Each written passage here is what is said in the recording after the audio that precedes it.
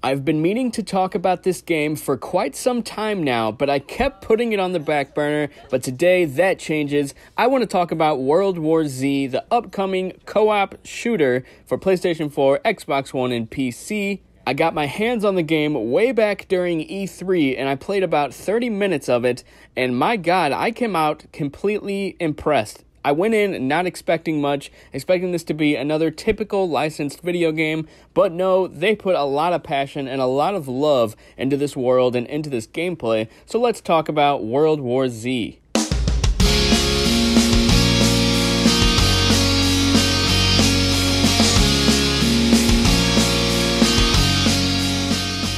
I'll be honest, when I first saw the trailer for World War Z during the 2017 Game Awards, I wasn't very impressed with what they initially showed off of the third-person shooter. In a world where zombie games are hitting the market, it seems like every couple months, it's a tough feat to stand out of the pack. After playing the game, I'm happy to say that I couldn't be more wrong about World War Z. Immediately when jumping into the game, I was impressed by the high-quality renders and animations of the characters in the menu screen. Luckily, me being impressed didn't end there.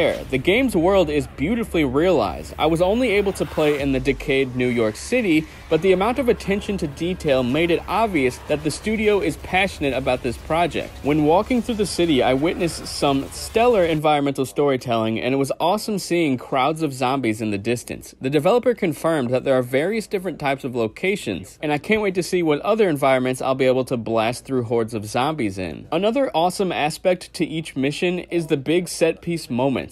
In the mission I played, my crew and I had prepared for a huge horde of zombies, similar to the Gears of War style horde mode. You get the opportunity to set up explosive traps and barbed wire fences before they start racing toward you. After we were prepared for the horde, all hell broke loose. The most enemies I've ever seen on screen started charging at us. Between the zombies climbing the walls, jumping off buildings, and breaking down obstacles, it was a truly cinematic moment that I still can't stop thinking about months after I played the demo. It was during this segment that I realized that World War Z is definitely going to surprise a lot of people when it hits the market. The developers that I spoke with at E3 told me that there are other big set-piece moments like I played in every single mission. I'm not sure if they're going to go quite as big as the one I played, but I'm eager to find out. At the beginning of our mission, we had the option to sneak and take out zombies with silenced pistols. I would have liked to see how this type of strategy played out, but I believe one of the AI-controlled teammates fired a machine gun that quickly ruined our stealth approach. But maybe not. If so, I'm hoping they fix the AI when it comes to being stealthy. However, if you're playing with 3 other friends, you don't have to worry about that. 4-player co-op is most likely the best way to play World War Z, and it is very reminiscent of Left 4 Dead.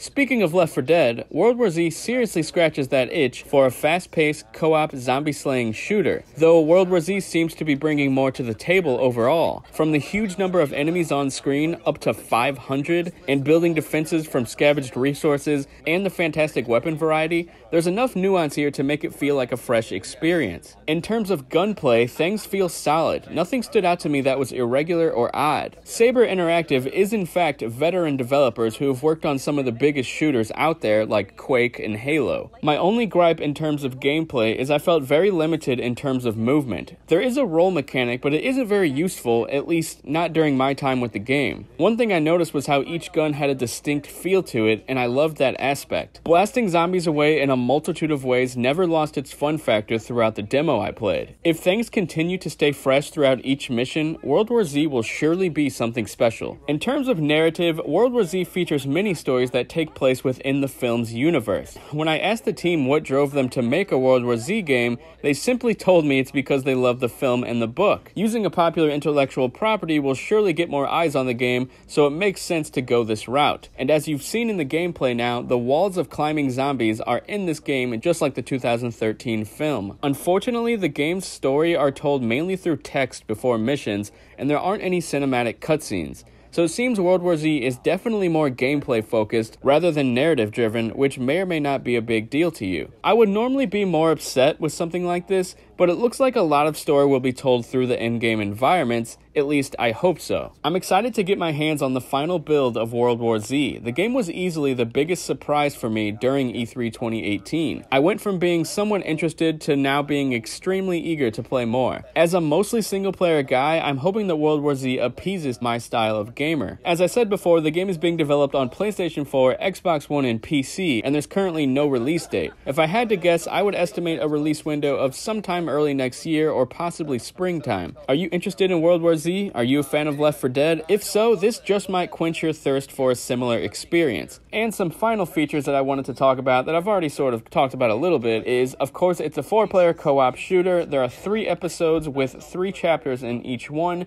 There are 4 unique characters, 25 weapons. There's also different classes with skill trees. And as I said before, there can be up to 500 enemies on screen at once. And lastly, there's a PvP mode of some sort involving zombies, but the developer was hesitant to give me any more information while I was at E3. Well, that's all I got to say today, guys. Be sure to let me know what you think down in the comment section below about World War Z. Thanks a lot for watching, and I will talk to you guys later.